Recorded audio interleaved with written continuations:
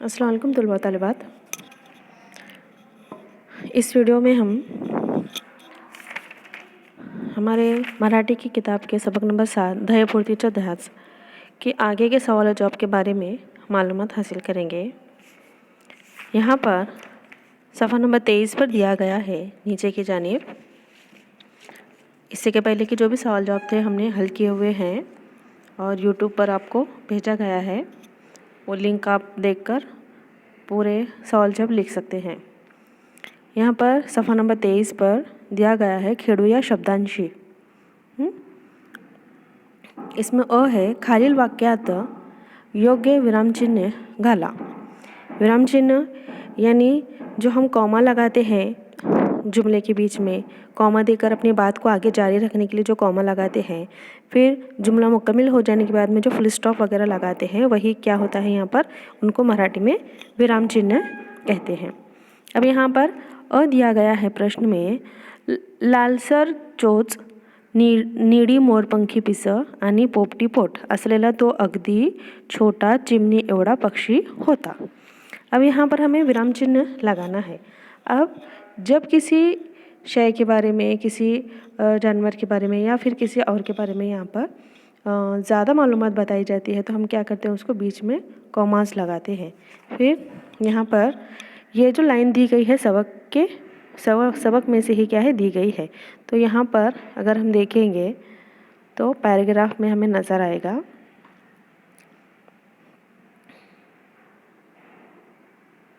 यहाँ पर है ना। तो लालसर चोच निळी मोरपंखी पिस आणि पोपटी पोट असलेला तो अगदी छोटा चिमणी एवढा पक्षी होता। यही लाइन क्या है वहाँ पर नीचे हमें सवाल में दी गई है। तो यहाँ पर जिस तरह से कॉमा लगाए गए हैं उसी तरह से हमको भी क्या है, यहाँ पर कॉमा लगाना है और फुल स्टॉप देना है। अब लालसर चोंच, तो चोंच के बाद में यहाँ पर क्या है, यहाँ पर कॉमा दिया गया है, तो हमें पूरा उसी तरह से लिखना है ना। ये पूरे 2 लाइन हमें चिमनी ओढ़ा पक्षी होता के बाद में क्या है, यहाँ पर फुल स्टॉप लगाया गया है ना। नुक्ता दिया गया है कि ये जुमला यहाँ पर मुकम्मल हो गया। तो इसी तरह हमें क्या है, पूरा वहाँ पर भी लिखना है। अब आगे 2 नंबर है जुमला,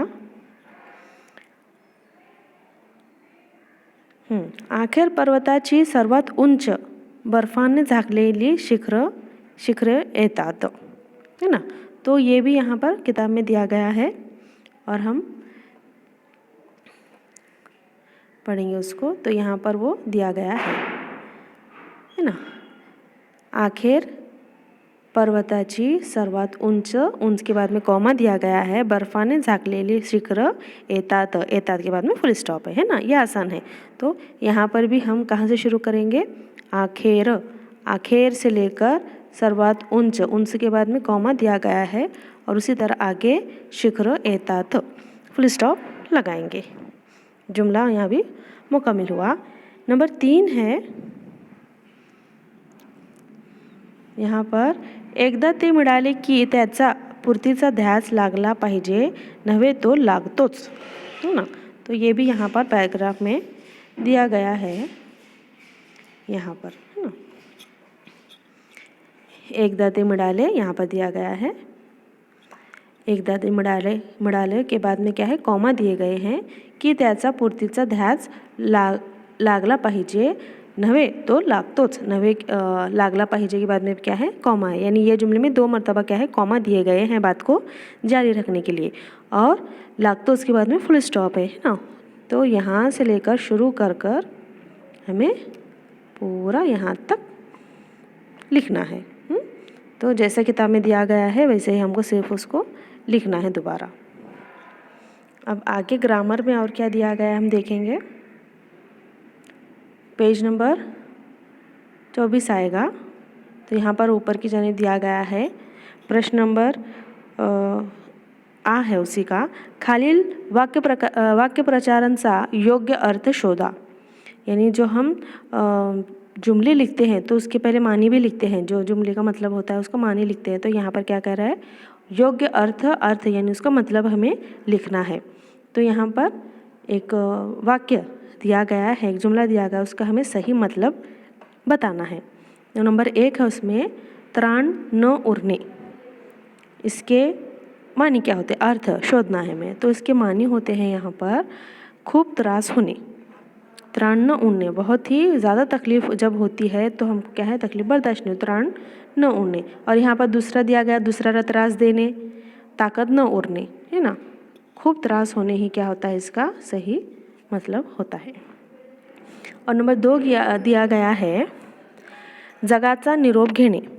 हमने देखा था सबक के दौरान कि मुलगा क्या होता है, जब वो वृद्ध हो जाता है, जब बूढ़ा हो जाता है तो जगाचा कायमचा निरोप घेतो तो, है ना, यानी हमेशा के लिए दुनिया से रुखसत हो जाता है। तो इसका असल मतलब क्या होगा, जग कायम से सोडून जाने, जगाला त्रासने, जगाचा सांभाळ करणे, है ना। आसान है इसके मानी, जग कायम से सोडून जाने, यही क्या होता है, इसका सही मतलब होता है।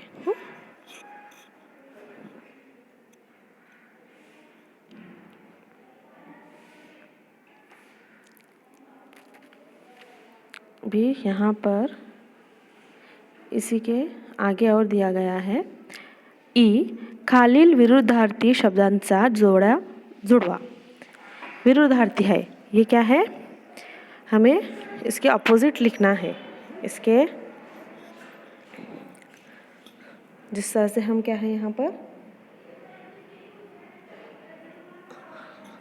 छोटा बड़ा काला गोरा, इस तरह से हम क्या है यहाँ पर जिद लिखते हैं, अल्फाज की जो जिद लिखते हैं उर्दू में, तो उसको मराठी में कहते हैं विरुद्धार्थी शब्द। तो विरुद्धार्थी शब्द हमें यहाँ पर लिखना है। अब यहाँ पर तरुण दिया गया है, नंबर 1 कुरूप, नंबर 2 पलीकडे, नंबर 3 है पायथा, चौथा है। यानी चारों अल्फाज के हमें क्या करना है, जिद लिखना है, उसका उल्टा लिखना है। अब तरुण यानी क्या होता है, जवान, है ना। फिर जवान का जिद कौन सी होगी, बूढ़ा होगा, है ना, जाहिर सी बात है। तो यहाँ पर मराठी में बूढ़े को क्या कहते हैं, म्हातारा, है ना। तो नंबर 1 का क्या आएगा, तरुण का म्हातारा। तो नंबर 1 हम यहाँ पर लिखेंगे, नंबर 1, है ना। अब नंबर 2 है कुरूप। कुरूप यानी जिसका चेहरा क्या है, जो सुंदर नहीं है, जो क्या है बहुत ही क्या कहेंगे उसको, ज़्यादा सुंदर नहीं है, जो देखने के भी ज़्यादा क्या है पसंद नहीं करेंगे, उसको कुरूप है एकदम। तो उसका उलट क्या होगा, बदसूरत का हम क्या लिखते हैं, सुंदर लिखते हैं। तो यहाँ पर सुंदर नंबर 2, कुरूप का नंबर 2 आएगा सुंदर, है ना। अब यहाँ पर है पलीकडे। पलीकडे यानी पीछे की जानिब, है ना। हम क्या कहते हैं, आगे पीछे, है ना, आगे पीछे जिस तरह हमसे कहते हैं। तो यहाँ पर पलीकडे, पलीकडे के उलट क्या होगा, उसका विरुद्धार्थी अलीकडे, है ना। यहाँ पर नंबर 3 दिया गया है, अलीकडे 3। फिर पायथा यानी जो मैंने तुमको सबक के दौरान समझाई थी, चोटी के जो नीचे का हिस्सा होता है, यानी जो पहाड़ी टेकरियाँ हैं उसके जो नीचे की क्या है, चौड़ी हुई ज़मीन है, उसको पायथा कहते हैं। उसकी यहाँ पर तो उसके जो ऊपर होता है यानी शिखर होगा, है ना, चोटी होगी। तो पायथा का उल्टा क्या होता है, नंबर 4 शिखर। तो इस तरह से क्या है, यहाँ पर विरुद्धार्थी शब्द भी हमारे मुकम्मिल हो चुके हैं। तो अब यहाँ पर हम रुकते हैं इस वीडियो में, आगे की वीडियो में मज़ीद मालूमात हासिल करेंगे।